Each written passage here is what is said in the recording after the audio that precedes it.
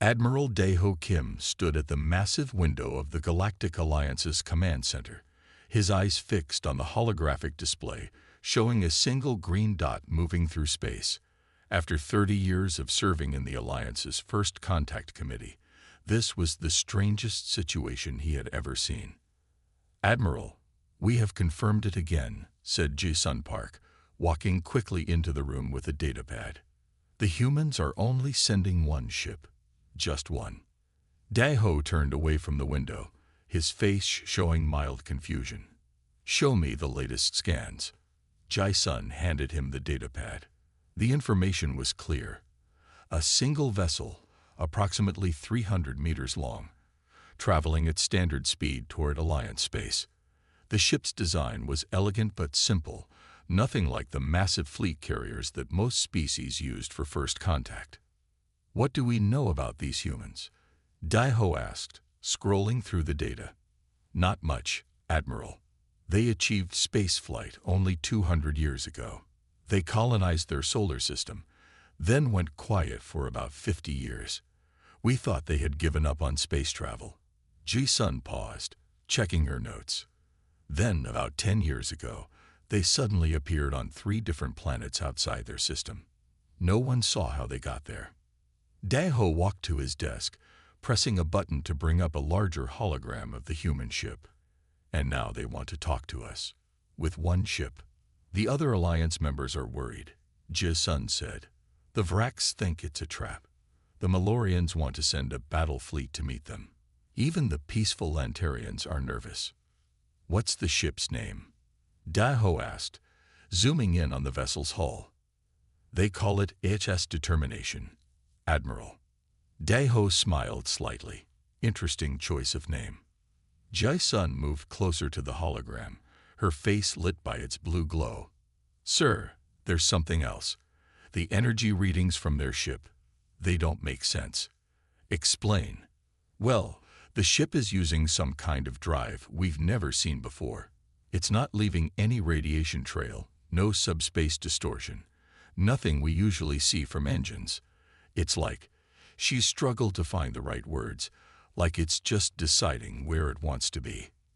Daeho raised an eyebrow. "That's impossible." "Yes, sir.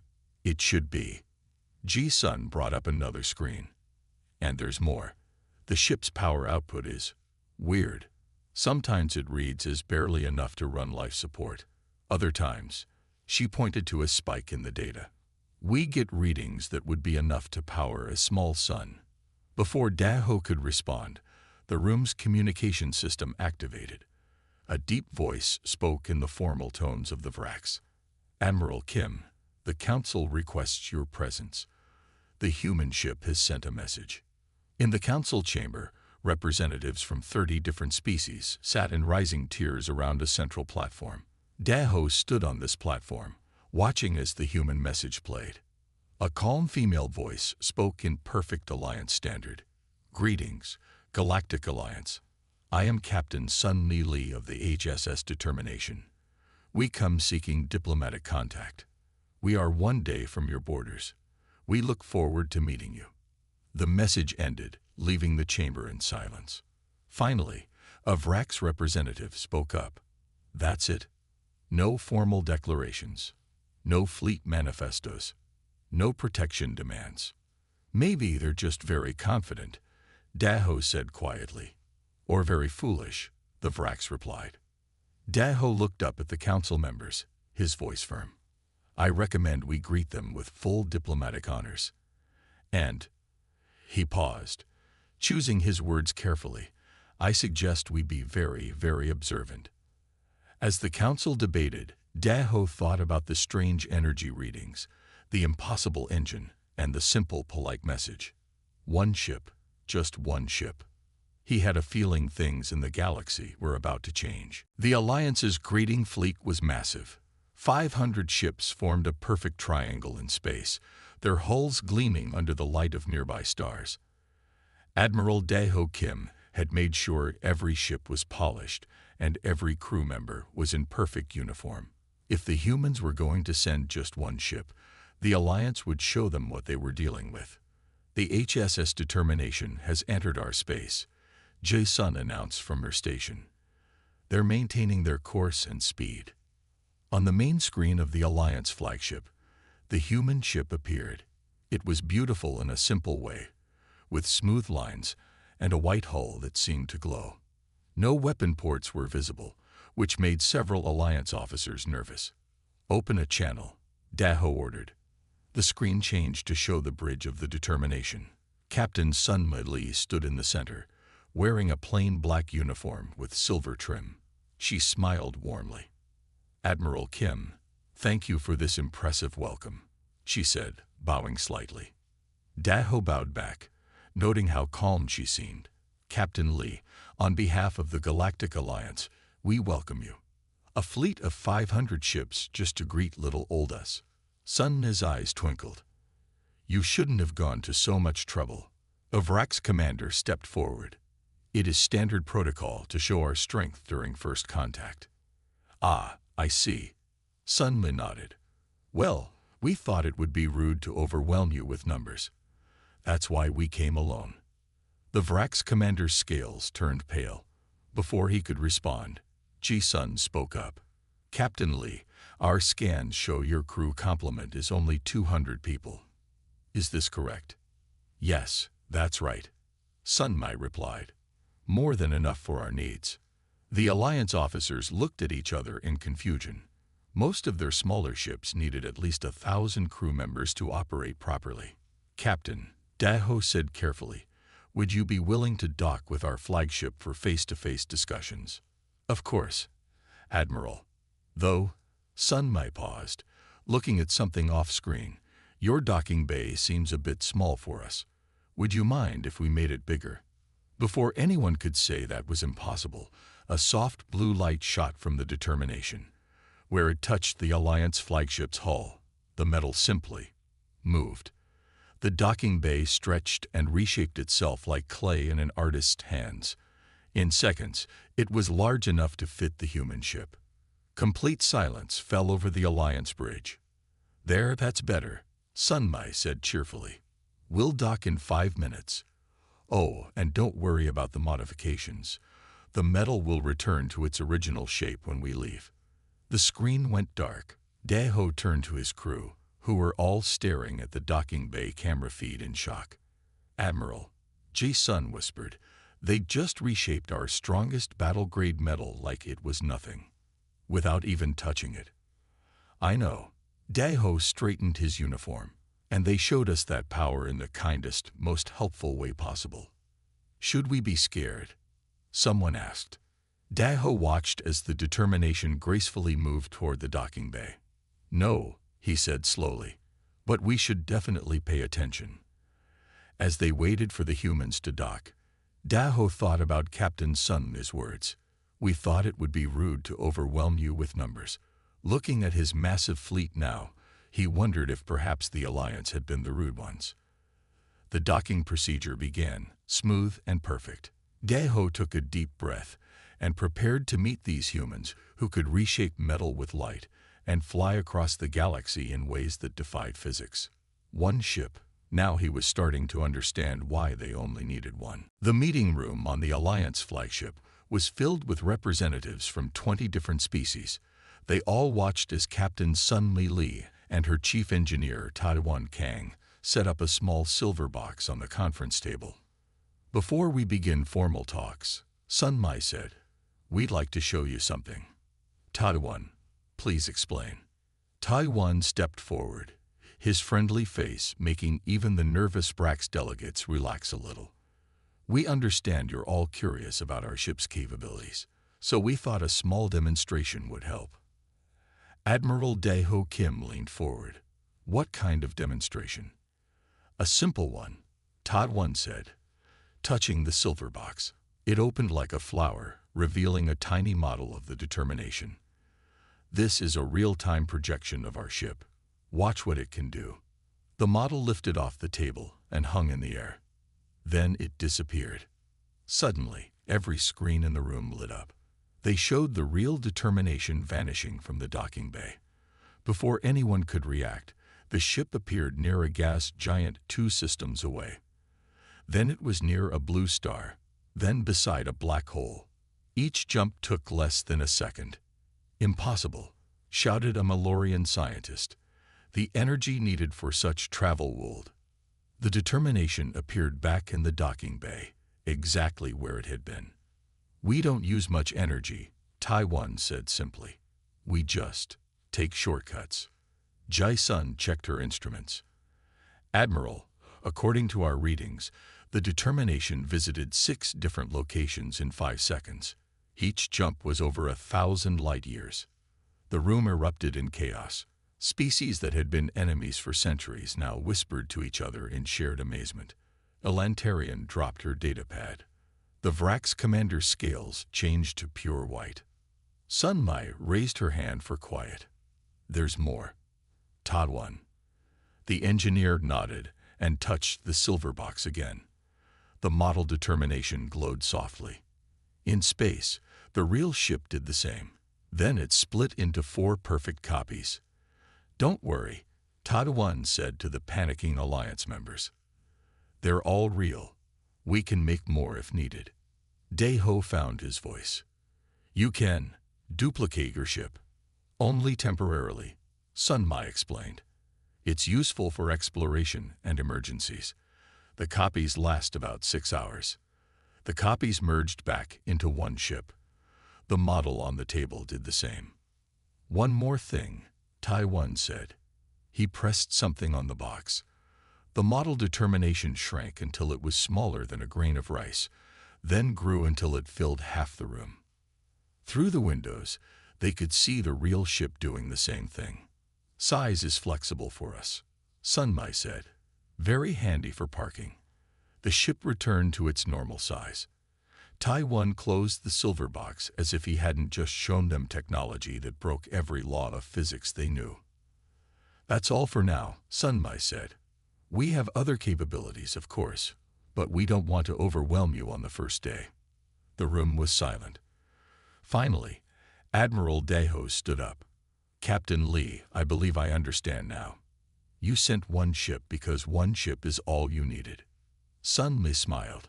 "Not exactly, Admiral. We sent one ship because sending more would have been."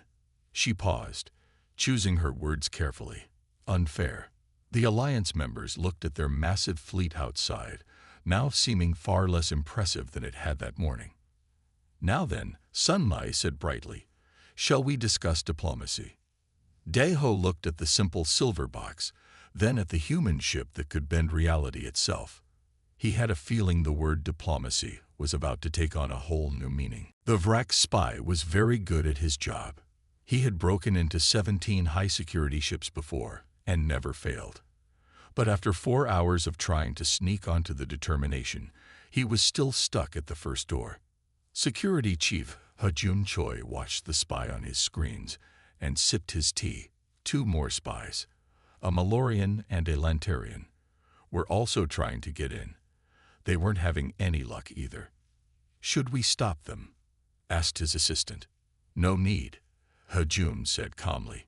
"They're not really getting anywhere. It's actually quite fun to watch." On another screen, Admiral Daeho Kim was walking toward the determination's main entrance with Jae-sun Park. Unlike the spies, they were invited guests. Hajun pressed a button.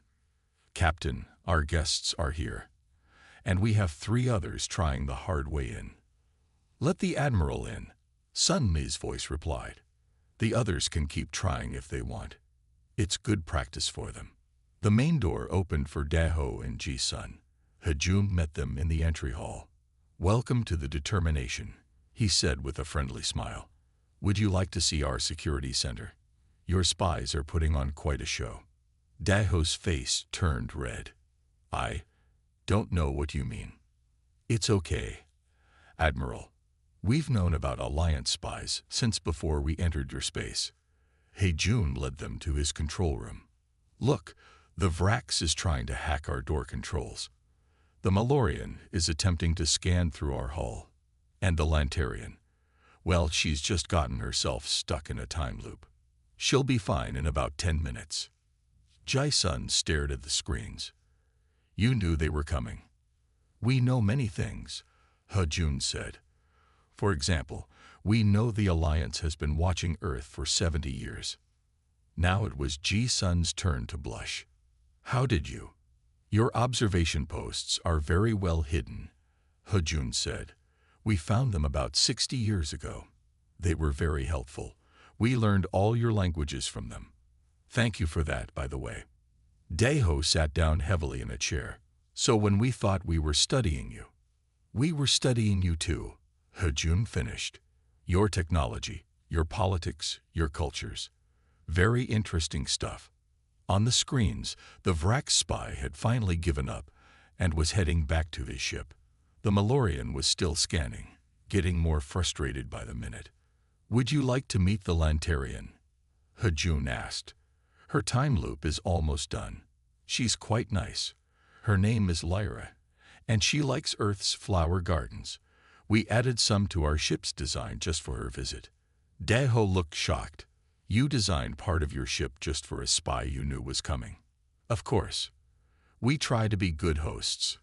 He-jun checked another screen. Oh good, she's out of the loop. Would you like to join her for tea? We have her favorite kind.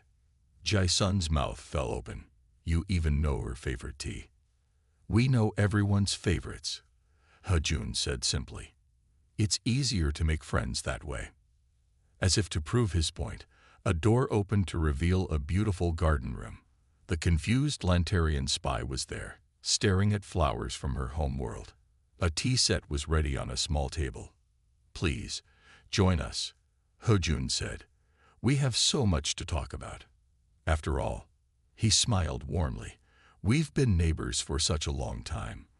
We just thought it was finally time to say hello properly. Daeho looked at the garden, the tea, and the screens showing the retreating spies. One ship, he thought. One ship that had known everything about them all along.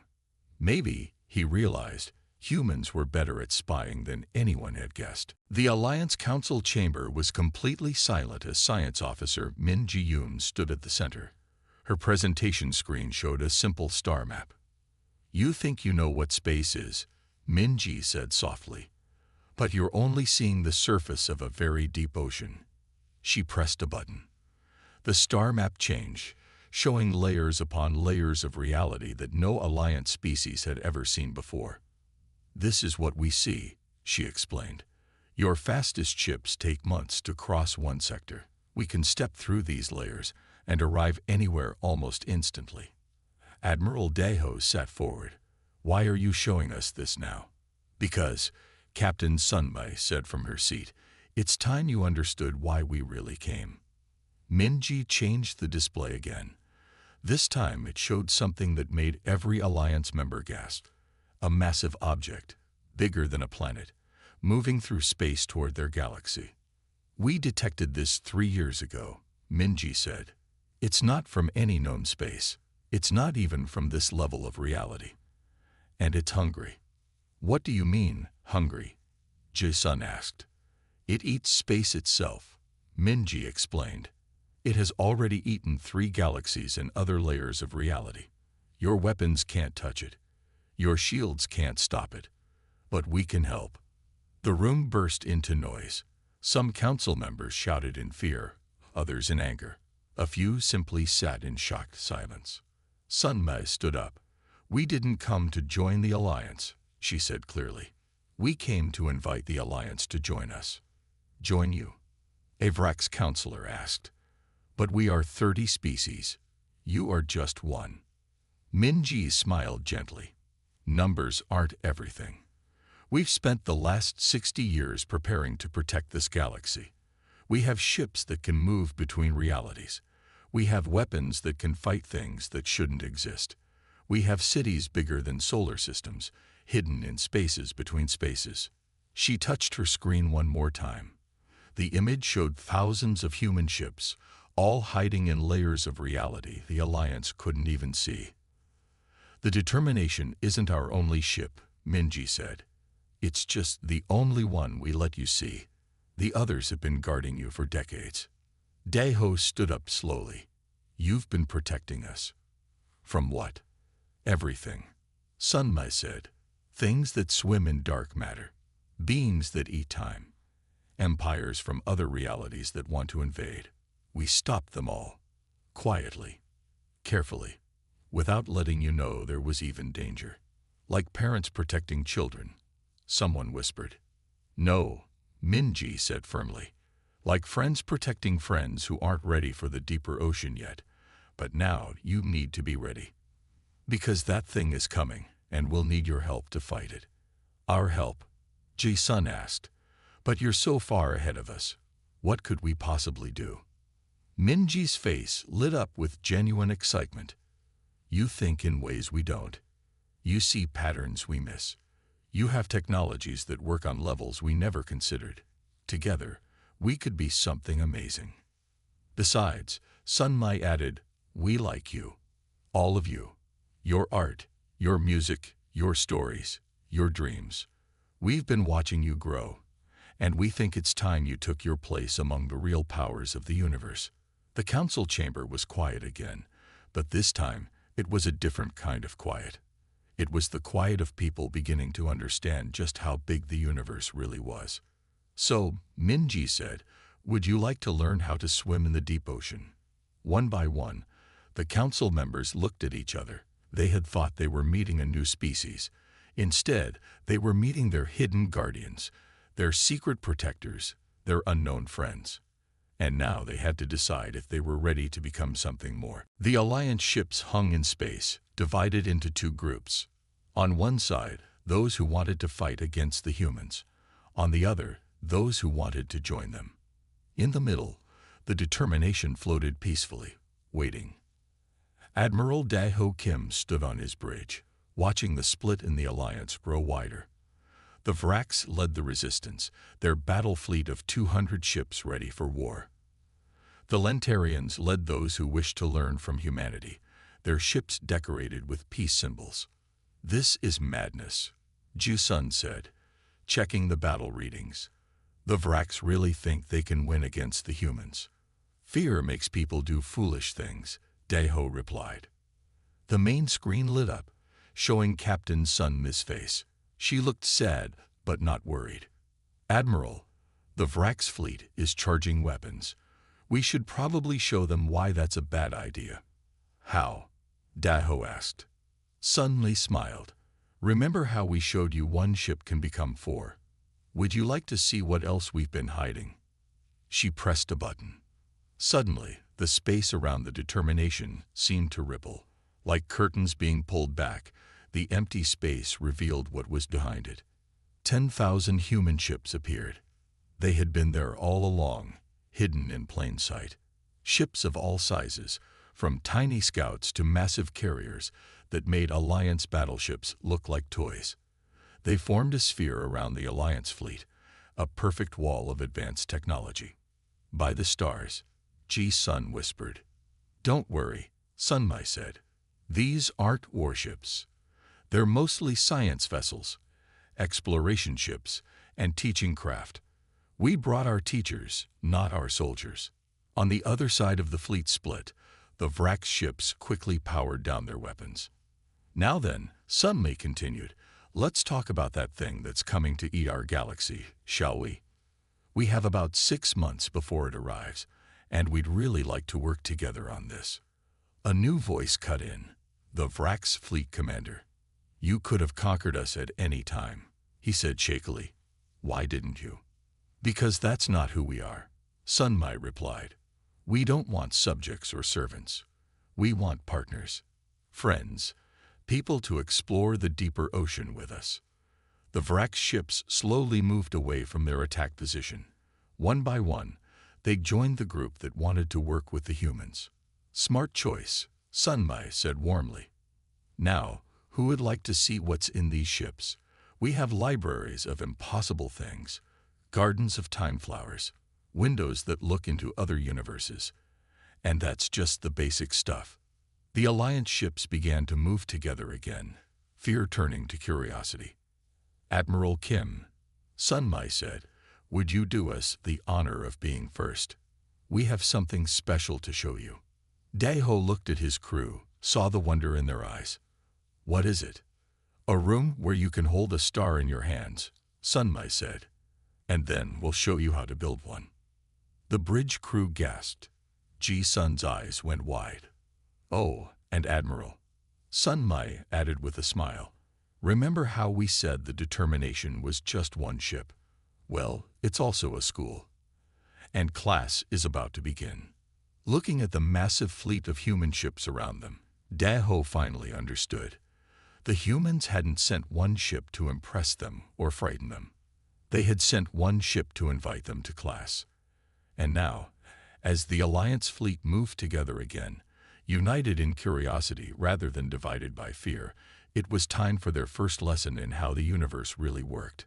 Outside the ships, the stars seemed to shine a little brighter, as if they too were eager to see what would happen next. 6 months had passed since the Determination first entered Alliance space.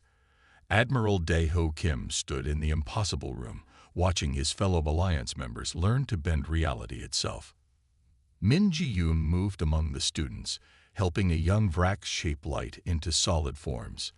Nearby, Lantarian scientists worked with Taiwan to understand the spaces between spaces. In the corner, Jun taught a group of former spies how to step through time. "It's amazing how quickly they're learning," Sunmai said, appearing beside Daeho. "Did you really think we could do this?" he asked. "We knew you could. That's why we waited and watched for so long. We needed to be sure you were ready." Through the room's special windows, they could see the massive thing approaching their galaxy. It was closer now, its hunger obvious in the way it swallowed light itself. But no one was afraid anymore. "Show me again," Daeho said to Sunmai. "Show me what we're going to do." Sunmai waved her hand, creating a model of their galaxy in the air. "The combined fleet is almost ready. Your people brought ideas we never thought of. The Vrax found a way to turn the creature's hunger against itself. The Lantarians discovered how to sing to the spaces between realities." "And the humans?" Ji-sun asked, joining them. "We're providing the stage," Sunmai said. "All these different magics working together needs a special kind of space. That's what the Determination was really built for. It's not just a ship or a school. It's a key to unlock the perfect battlefield." Outside, the Alliance human fleet gathered. 10,000 human ships and 500 Alliance vessels, now working as one. Each ship carried crews from different species, all learning from each other. "It's time," Jun called from his station. The Determination moved to the front of the fleet. It began to grow, larger and larger, until it was bigger than a moon. Its hull opened like a flower, revealing spaces that shouldn't exist. "All ships, take position," Sunmai ordered. The fleet moved into formation, fitting perfectly into the spaces the Determination created. Alliance weapons powered up alongside human reality drives. Vrax battle computers linked with human time sensors. Lantarian energy fields merged with human space folders. "The enemy is here," Minji announced. The thing between realities reached out to take its first bite of their galaxy. But this time, something was waiting for it. "Now," Sunmai said quietly. The Determination's hull flashed. The fleet moved as one. Reality itself bent to their combined will. The creature found itself not facing food, but facing something new. A weapon made from the combined knowledge of 31 species, all working together. The battle was brief but beautiful. The creature, faced with power it had never seen before, tried to retreat. But the spaces it used to escape were now controlled by the fleet. The hunger it used to eat galaxies was turned back on itself. In the end, it didn't explode or die. It simply changed, becoming something new and harmless, like a star being born. "That," Sunmai said with satisfaction, "is what happens when we work together." Daeho looked at the celebrating crews, all the different species mixing together, sharing their joy and pride. "So what now?" he asked. "Now," Sunmai smiled. "Now we really start exploring. There are deeper oceans waiting, bigger adventures calling. And this time, we go together." As equals, Ji-sun asked. As friends, Sun-me corrected. That's what we wanted all along. That's why we sent just one ship. Not to show our power, but to offer our friendship. The determination shrank back to its normal size, once again looking simple and elegant. But now everyone knew what it really was, not just a ship, but a beginning. One ship had been enough. One ship had changed everything. And somewhere in the deep ocean of space, new adventures were waiting for them all.